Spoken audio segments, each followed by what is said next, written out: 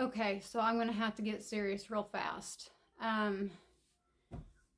I am one of those people that is a true crime junkie. I have been since I was a teenager. And throughout the years, there have been a few cases that really stuck with me, that really bothered me. The Scott Peterson case was one of them. That's not the one I'm going to talk about today. What I'm going to talk about today is the Shanquilla Robinson case. This happened, I think, 2 or 3 years ago, and it blew up. I mean, everybody was talking about this on YouTube. Everybody was covering it. I became very invested in it because of what happened to this poor woman. And what happened, I'll give a quick synopsis of it. She was a young lady that was doing very well for herself. She, I believe, had her own hair salon and had a good presence on social media. She was doing very well for herself, and her and some of her friends had decided to go to Cabo. They rented out like a huge palatial, gorgeous mansion in Cabo to vacation and just had a good time. And one of her friends, her best friend, who was male, had been her best friend for a long time, had went on family vacations with her and her family. I mean, had definitely been a big presence in her life. I'm not going to say names here because I don't know if that's okay or allowed or not, but they called them the Cabo Six. So if you want to look it up, you can. Anyway, she thought these people were her friends, and they were not. They had been there, I think, for a day maybe, and at some point in time, they all decided that they wanted to go skinny dipping, right? So she went to her room, she undressed, they were all going to do the skinny dipping thing. So she's like wandering around the house looking, there's video of this, like she's looking around, saying, hey, where you guys at? It's time to have a good time. Come on, bitches, let's have a good time. Like she's in party mode, like she's relaxed. She doesn't have anything that she feels fearful of at all. It doesn't show on camera at all. She's ready to party with her friends. Well, she ends up finding these people in a different bedroom, and they're all dressed. And she's like, what are you guys doing? We're supposed to be partying. We're supposed to be having a good time. We're supposed to be doing skinny dipping and having a good time. Why are you guys not ready? Well, and I think one of the guys came a day late, so he really didn't have anything to do with that situation, but he did show up later on. I can't remember if it was later that evening or if it was the next day, but he was not a part of this. Her best friend was. So you have these, I think there was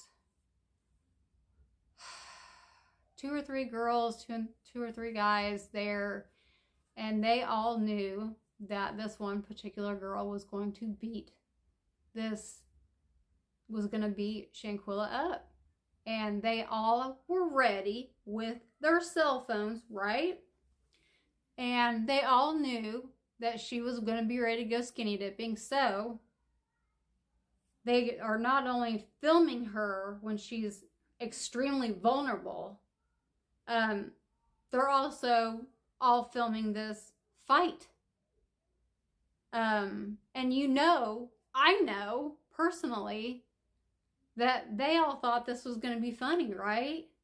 They all thought that they were going to show their friends. Maybe somebody thought, I'm going to put this online, whatever. This poor woman doesn't know what hit her, but there was a main girl that had an issue with her, and then there was a secondary girl that got in on the action a little bit later. But they were beating on her, and her best friend, you can hear her best friend said, "Hey, Quilla, aren't you going to get up and defend yourself and fight?" And she said no, which you look at interviews from her family. Her father said, "We always taught her not to fight."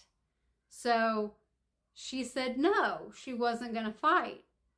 And they're beating on her. And she's doing nothing to defend herself. And all of a sudden, she just went still. So I don't think they knew what to do, but they eventually ended up calling the hospital to come and get her assessed. And there was, I think, $10,000 in the mansion that ended up disappearing. And they were trying to pass it off as she passed from alcohol poisoning. Well, they ran the blood test, and no, she didn't have alcohol in her system. What she did have was a broken neck and a broken spine. So that's what she died from. And the fact that people would do something like that, like, it's so upsetting to me that somebody would do something like that to someone they call a friend. I mean, this man had been on family vacations with her. He knew her. And the fact that he's just laughing in the background saying, "Aren't you going to fight?" What is wrong? What happened to shame? What happened to people being ashamed of their actions or feeling bad? I don't think he felt bad at all. I think to this day he doesn't feel bad.